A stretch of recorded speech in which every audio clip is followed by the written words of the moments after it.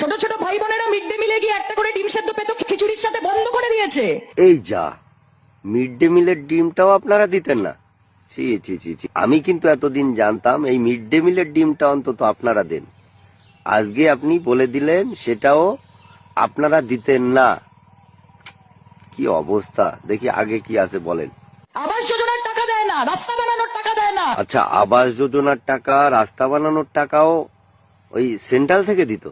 দেখো দিনই কাণ্ড। আর আমরা তো এতদিন ধরে জানতাম ওই যে যেখানেই আবাস যোজনা হয় বা রাস্তা হয় ওখানেই দেখি আমাদের মুখ্যমন্ত্রীর একটা ব্যানার লাগানো থাকে, মুখ্যমন্ত্রীর তহবিল থেকে এত টাকা খরচ করে রাস্তাটা তৈরি করা হলো বা এই আবাস যোজনাটা তৈরি করা হলো।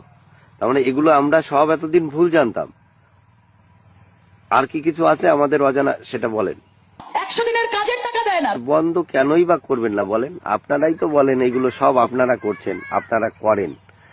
আজকে যেহেতু সত্যি কথা বললেন তাই আমরা জানতে পারলাম। বন্ধ করার কারণ মনে হয় একটাই, যে আসছে ওখান থেকে আপনাদের নাম করে চালিয়ে দিচ্ছেন। আর ওই যে 100 দিনের যে কাজের টাকার কথা বললেন, আমি যতদূর জানি আপনারা কিন্তু এটার হিসাবই দেননি। মানে ওই 100 দিনের যে কাজের টাকা কেন দিচ্ছে না সেটা কিন্তু আমার মনে হয় আমার থেকে আপনি বেশি ভালো জানেন। কাজ করে 5 জন, হিসাব দেখায় 10 জনের। একটা পুকুর 3 বারও কেটে দেখানো হয়।